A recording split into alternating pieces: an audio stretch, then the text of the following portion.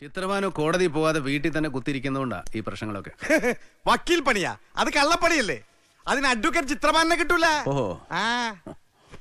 അളിയനറിയോ, ഒരു 3-3.25 വയസ്സിൽ തൊട്ടിലിൽ കിടന്ന് നീതി ന്യായമെന്ന് തോന്നിപ്പിക്കുന്ന രീതിയിൽ ഞാൻ ഉറക്കെ കരഞ്ഞിരുന്നതായി എന്റെ അമ്മ റിപ്പോർട്ട് ചെയ്തിട്ടുണ്ട്.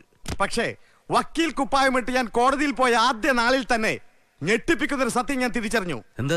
ഒരേ നിയമപുസ്തകത്തിൽ നിന്നും പഠിച്ച ന്യായവാദങ്ങൾ നിരത്തിയാണ് കട്ടവന് വേണ്ടി ഒരു വക്കീലും കളവ് പോയവന് വേണ്ടി മറ്റൊരു വക്കീലും വാദിക്കുന്നത്. ഇതെന്ത് ന്യായമാണ്? ഇതിലെവിടെ നീതി? ശരിയാ, ഇഷ്ടമില്ലാത്ത ഒരു പണിക്കും എന്റെ അളിയൻ പോയി പോരും. അല്ല, ഒരു കാര്യം കൂടെ ഉണ്ട്. ഒന്നവിടെ വന്നേ. അതുകൊണ്ടാണ് ഞാൻ ടൂറിസം തെരഞ്ഞെടുത്തത്. ടൂറിസം? ഇനിയിപ്പോ അതുകൊണ്ടോ? അതെ, വൈത്തിരിയിൽ 100 ഏക്കർ സ്ഥലത്ത് റിസോർട്ട്സ്. വിദേശ ടൂറിസ്റ്റുകളാണ് എന്റെ ഇരകൾ. ആദിവാസികളെ കാഴ്ച വസ്തുക്കളായി നിരത്തും. കഥകളി, കൂടിയാട്ടം തുടങ്ങിയ നമ്മുടെ അനുഷ്ഠാന കലാരൂപങ്ങളെ വലിയ വലിയ മരക്കൊമ്പുകളിൽ ഊഞ്ഞാല് കെട്ടി സിനിമാ പാട്ടുകൾ